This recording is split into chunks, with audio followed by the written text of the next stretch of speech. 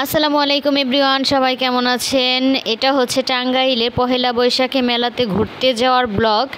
যদিও নানা ব্যস্ততার কারণে ভিডিওটি আপলোড দিতে একটু দেরি হয়ে গেল। এই তো বাসা থেকে বের হয়ে আমি আর আমার ফ্রেন্ড রিক্সা নিয়ে নিলাম। পুরো রাস্তায় হচ্ছে অনেক বেশি জ্যাম। বিকেল 4টায় বের হয়েছি, যেতে আমাদের সন্ধ্যা হয়ে যায়। আমার বাসা থেকে মেলাতে যেতে কিন্তু আধা ঘন্টা সময় লাগে মাত্র, সেখানে জ্যামের কারণে অনেক বেশি সময় লেগে যায়। কি যে একটি অবস্থা, মানুষের ভিড়ে মেলাতে ঢুকতেই পারছি না। এই তো অনেক কষ্টে মেলার ভিতরে ঢুকতে পেরেছি। দেখুন কত মানুষ।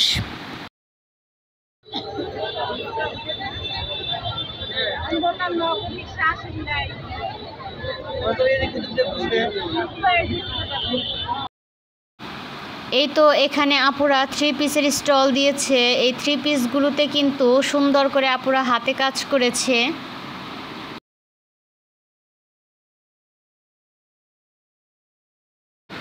এখানে হচ্ছে সুন্দর সুন্দর মাটির জিনিসগুলো রয়েছে। মাটির তৈরি জিনিস কিন্তু আমার অনেক বেশি ভালো লাগে।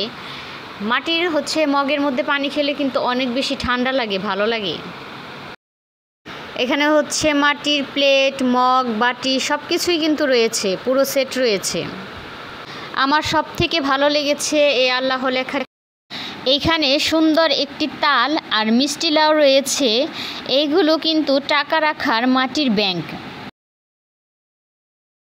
এখানে অনেক সুন্দর কিছু গাছ রয়েছে আর বিভিন্ন ধরনের হাতের কাজের জিনিস রয়েছে। পুরোটা মেলা জুড়েই বিভিন্ন ধরনের হাতের কাজের জিনিস রয়েছে। এইখানে তৈরি অনেক সুন্দর সুন্দর ব্যাগ রয়েছে। যদিও আমি বানাতে পারি, তাই আর নিলাম না। এই তো আমার সব থেকে পছন্দের ফুচকার দোকান পেয়ে গিয়েছি। মেলায় এসেছি আর ফুচকা খাবো না, তাই কি হতে পারে। এই প্লেটগুলো কিন্তু সুপারি পাতার তৈরি, দেখতে কিন্তু অনেক বেশি সুন্দর। সত্যি কথা বলতে কি, মাথায় যদি বুদ্ধি থাকে তাহলে কিন্তু ফেলে দেওয়া জিনিস দিয়েও অনেক সুন্দর সুন্দর জিনিস তৈরি করা যায়। অনেক সুন্দর করে ঘরটাকে সাজানো যায়। এখানে হচ্ছে ছোট বেবিদের জন্য জুতো, টুপি, হেয়ার ব্যান্ড, ব্যাগ রয়েছে। এগুলো কিন্তু অনেক বেশি সুন্দর দেখতে।